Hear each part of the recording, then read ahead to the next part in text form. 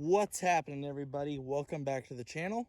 It's been a few months since I've done a video. Apologies for that. Things have been pretty busy out here, but today I wanted to show you a little video of the hose reel I got last year. I want to go a little bit more in depth on it so you guys can get a good hand of what this thing looks like and how it operates. So this is a Kifco water reel. The model is the B140G. Now this is the non-electronic drive option. This is a bellows drive. Now what it means by bellows drive is this is totally powered by this little bellows pump right here by water pressure. The water comes in through here through this pressure regulator valve here. This is your speed control where you set your speed. If you turn it this way, it goes fast to the left, and if you turn it to the right, it goes slower. This is your control reel option. You turn this up, it's on. Turn it down, it's off. With the pump I have set on it right now, it runs anywhere between 50 to 53 psi, so it's pretty good. 60 psi is really what you want to work with here, but even with that 50ish psi I'm running with, I'm still getting really good coverage. On an average width, I'm going about close to 43 feet, 45 feet if there's no wind, but it totally depends on the wind. This field we got planted this year, we got two types of clover. This little section right here that crosses over here is Persian clover, and the top part over here is on the hillside. On the bottom part right here, that's all crimson. I'm doing a trial series on these to see how the clover works on this ground, because I haven't grown clover on this ground for a couple years now, and I'm pretty excited to see how this works, because apparently the Persian clover has really good flooding tolerance, and this bottom part right here floods up every single year. So I'm really excited to see how this turns out and see how it grows for next year, because it's all about putting nutrients back in the soil, and it's been pretty depleted. I've been growing sunflowers and sorghum off of it for silage and stuff like that. Sunflowers have been mainly for my own pleasure, because I love growing sunflowers so much, the wildlife attraction aspect of it, and the pollinators loved it. But I grew buckwheat in here early this year, and the buckwheat didn't grow so well because I had a lot of compaction, so I had to rip this up, and it took me quite a bit of time to rip this up, but we're getting there. So I'm going to fire up the pump. I got a 2-inch high pressure outlet pump. This is a BE pump, blend equipment. It's a 225cc power ease pump. This isn't a Honda pump, so obviously the dependability and the longevity of this pump is not going to be as good as if it was a Honda pump, but I got this for a really good price point, and this pump works actually really well. I got the siphon hose connected up to the lagoon behind me, and this thing has a you can see the specs right here. Actually, let me clean this up for you. So you can see the specs here a little bit. Pretty good pump. This powers a hose reel really well. So I'm gonna go ahead and get this sucker connected to the ATV, and we're gonna pull it out. But first, before we do that, we gotta make sure the drive is connected or disconnected. So this is currently connected. You can see this stainless steel. This is all stainless steel, so it doesn't corrode. This is a check valve, right? Not a check valve, but a flap here that prevents the actual cart from spinning without the actual force of the bellows pump. So to release that, we push this in right here. See how it's a little jammed in there? So you got to push a little bit and pop it out, just like that. So now it's released. So now this is in the pull out position because it's not locked. It's able to pull out. So we're gonna hook it up to the ATV and pull it out. So we got the ATV in the position for it to pull out the cart. As you notice, the actual gun carriage and the actual hitch receiver of the ATV are not parallel together. But that's okay, because when it retrieves up, this is the first start position. So it's all the way to the left of the cart if you're looking towards the shooter, right? But so as you can see, I already have lanes driven in on the field, so I can have a dependable pull out every single time. So we're gonna undo the chain. Now your pull out speed on this is 3 miles an hour. So we have the hitch pin here. Put this baby in like so. Put the pin in. Okay, and she's ready to go. I have the hairpin here. So we're gonna pull it out slowly and see how it goes. You can use small utility tractors. You can also use a small ATV, but I found using a UTV like this Polaris here works really good, because you have the weight and you also have the power without the machine peeling out in the ground or not being able to make a nice consistent pull. But as you see, it's pulling it out really nice and even, going at a very consistent speed here. Not going too fast, not going too slow. And the carts are chilling right behind me, nice and even. This is what I want. You don't want to go too fast, because if you go too fast and you slow down the hill, you're going to create a backlash in the hose, and the hose is going to wrap up on the bottom section, and you won't have a very even pulling width with the hose. So you have to be very critical about pulling this out, because it really does matter on the actual speed you pull this cart out. So clover's doing really well. We have a lot of weed pressure in here, but that's going to be taken care of. A lot of feral oats, because the oats didn't get controlled last year. So this is about where I want to stop it, right here. Put the e-brake on the Polaris. Pull out the pin. Okay, pin is released. Okay, now we wrap this sucker back in the cart. You have to do it super tight, but I like to wrap around 1, 2, 3 times. And you put this on the sandy dandy peg right here.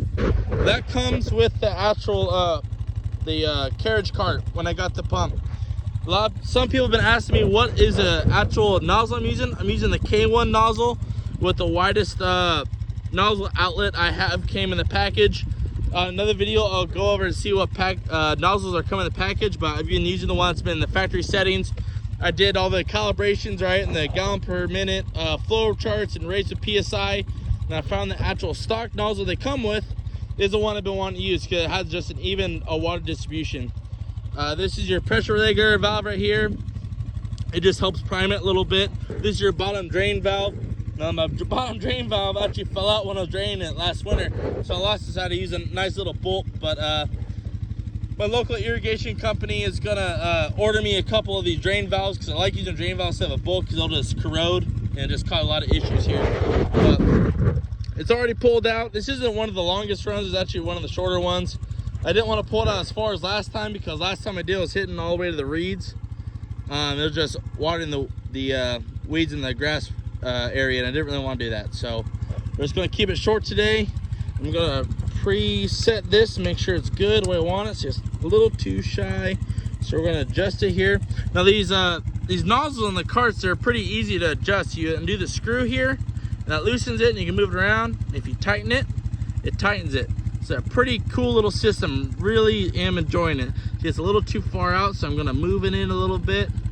See, the key is to move the gun cart a little bit farther back what you want, because when it actually does its retrieval cycle, it's not going to go as far back as you think it will. So that's the position it is now. Most likely this thing's going to be about here before it stops, realistically. So I want to do the same thing on the other side. It's a little bit far. I don't like how far it is, so I'm going to ease it back a little bit. There we go. Okay, we're going to turn the pump on, and hopefully the system's still primed. Already primed it before I started the video today, so it should be just fine. But we're going to turn the pump on and see how it goes. Well, we made it. We made it down back. Like I said, in the hose, you can see the carriage carts up there. So we're going to turn the pump on. Should fire right up, since I just started it a minute ago. There we go. I let it run on a slow idle so it can prime itself and pressurize itself, because I don't like to put full throttle on the pump, so that adds stress to the pump, and I don't like doing that. So I just give it a little bit of rest and slowly add the throttle. As you can see, the actual cart's bleeding out water. Here we go. There we go. She's irrigating. So let's see how our pressure's looking. Not going to turn the actual run on yet. Need to lock it. So to lock it, you press this little trigger right here. You lift up, push, and it's in the lock position, just like that. So, like I said, we're running about 50 PSI right now. That's about average how we're doing. So I'm gonna reduce the actual pull-in speed, because I had it really fast on the other run, but I'm gonna drop it down a little bit. So go all the way in. One turn and a turn and a half. All right, so you hear that popping? That's the air getting out of the system. There's a little bit of air in these lines before I hooked them up today. So I'm sure it's airing out before I do the pulling speed. So if I don't do that correctly and I don't let it actually air out, you'll cause a very irregular pulling speed, and it's not good. It's just not good, trust me. One time I didn't properly pressurize the system before I did it, and I had to shut the pump off and drain the actual bottom valve to the carriage cart so I could repressurize it. And man, that took me about 20 minutes to redo that because I had to keep running back and forth. So it's really crucial to, every time you move the pump and the actual suck up hose and the inlet hose that goes to the actual irrigation cart, always make sure that baby's pressurized before you start pulling it out, because I learned that the hard way. So that's very vital information right there. So like you can see, it's doing a really nice even spray coverage right now. It's hitting a little bit in the weeds, but I'm not too worried about it, because by the time I start to pull in, it won't be much of an issue for much longer. But I want to see how it's looking. It's doing pretty good already.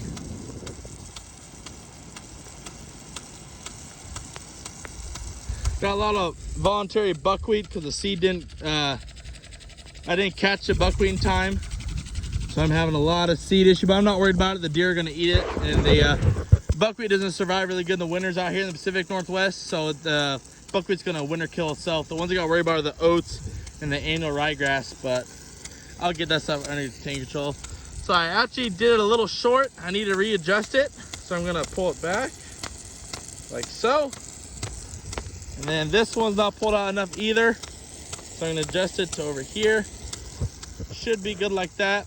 You can see I irrigated over here yesterday. Excuse me. So you can see there's quite a bit of wet spots over here. That part of the field actually always has water, but this little low spot for some reason is not holding very much water, but it was very compacted. So now it's starting to do a really nice even job displacing water. There we go, look at that. So I actually want it a little bit farther on this side, because this side has been irrigated very well this year. So they want to make sure it has a lot of water going down in this area, because after tonight when I pull this run in, I'm going to set the pump up over here, and we're going to do a run that goes straight out this way, so I can get an even distribution of water down here, because I haven't irrigated that at all this year, so it's definitely behind. But set it back just a little bit. So we're seeing, I just want to double check I have the proper position for the hose reel on the actual nozzle spot, because I don't like irrigating too far backwards, because if I go too far backwards this way, the water's just going to pool down and run down the hill, and it'll pull up down there and make a nice soggy mess.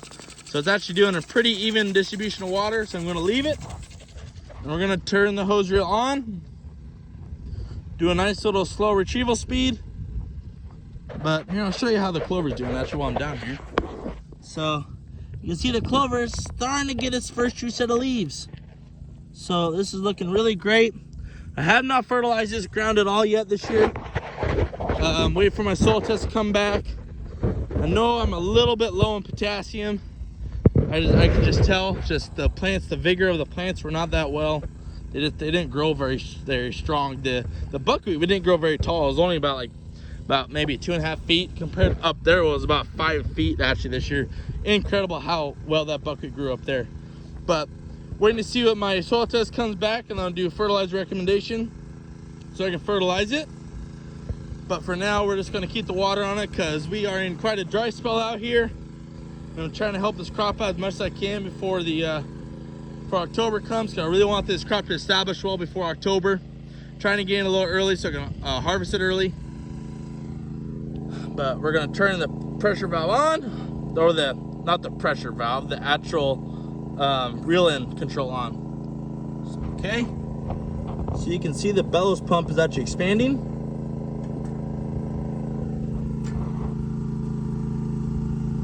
Okay, that means I need to put the valve back down, because for some reason it got locked. So we gotta fix this. Okay, I found the problem. Once in a while, when you deactivate the handle and you push it back, the actual drive arm here, the lever, will get caught on this little lip right here, on this bar. So for all the other owners out here that use these systems, or the ones that are thinking about using it, just be a little diligent when you're pulling the actual retract arm and the lock back, because this little arm right here will get caught. So we're gonna go ahead and put it in drive or wheel in speed and see how it works. So you can see the arm is moving back and forth.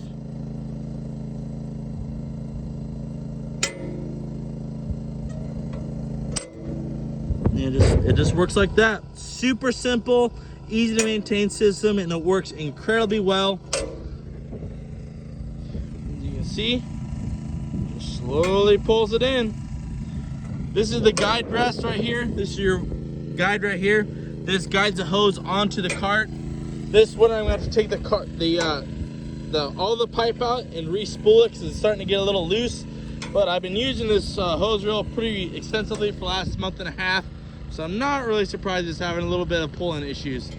But on average with this pump running, I get about a 2.5 hour run time. So in between this run time, this hose reel will get right to about where my end of my finger is on the field. That's how long it is on my current setting. So I really want this water to get down. Unfortunately, we have quite a bit of wind, so the water's getting drifted pretty bad. But it should have a really good even water coverage because I got the nozzle set all the way to the max. So we should see how this goes. But yeah, I just wanted to share a video about how this machine works. I know some of you guys have been really interested about this, so I wanted to show you guys how this works. And if you guys are wondering about this blue hose right here, this is a bleed hose.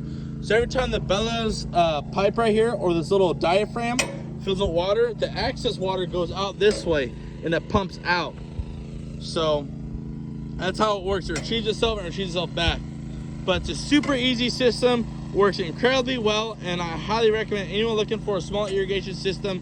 These are seriously worth the look. They might be a little expensive, but honestly, for the price point, you really can't beat. Thank you guys for watching. I'll keep you guys updated how the crop's going, and there should be some more projects for the year ends this year. Hopefully I'll have time to videotape that. So in the meantime, hang in there. Thank you for watching, and keep it easy.